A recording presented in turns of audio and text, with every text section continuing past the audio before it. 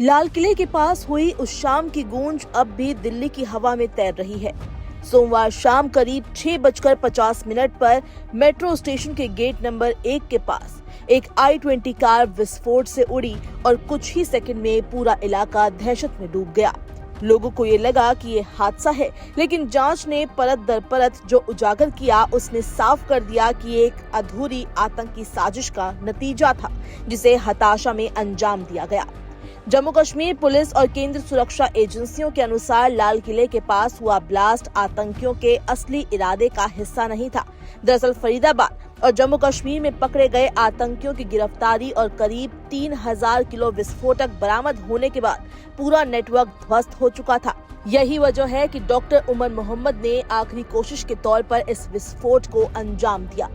जम्मू कश्मीर के एक वरिष्ठ अधिकारी के अनुसार उनकी टीम करीब 15 दिनों से 2 संदिग्ध डॉक्टरों, डॉक्टर मुजम्मिल और डॉक्टर शाहीन की गतिविधियों पर नजर रख रही थी। फरीदाबाद में उनके ठिकानों से भारी मात्रा में डेटोनेटर, टाइमर और हथियार मिले थे। हालांकि पूछताछ में ये सामने आया कि इन आतंकियों को ये तक नहीं पता था कि इन विस्फोटकों का इस्तेमाल कहां और कैसे करना है। उन्हें बस आदेश मिला था, इकट्ठा करो, आगे निर्देश मिलेंगे। जांच में ये बात भी सामने आई कि I-20 कार में रखे बम में कील या छर्रे नहीं मिलाए गए थे, जैसा आतंकी आमतौर पर भीड़-भाड़ वाले इलाके में करते हैं ताकि अधिक नुकसान हो। इससे साफ है कि ये विस्फोटक किसी खास टारगेट या रणनीतिक उद्देश्य के लिए तैयार किया गया था, न कि सार्वजनिक जनसंहार के लिए। अधिकारियों का कहना है कि जब 3000 किलो विस्फोटक पकड़ा गया तो ये योजना स्पष्ट हो गई कि इनका इस्तेमाल एक या कई गाड़ियों में करने की तैयारी थी, यानी राजधानी या किसी अन्य बड़े शहर में श्रृंखलाबद्ध धमाकों की योजना बन चुकी थी। लेकिन जैसे ही फरीदाबाद से डॉक्टर उमर के साथियों की गिरफ्तारी हुई, वो घबरा गया। सुबह सुबह ही वो विस्फोटक से भरी कार लेकर दिल्ली पहुंचा और पूरे दिन इंतजार करने के बाद शाम को खुद को उड़ा लिया। सोमवार की शाम पुरानी दिल्ली के चांदनी चौक का इलाका रोज की तरह रौनक से भरा था। तभी अचानक एक तेज धमाका हुआ।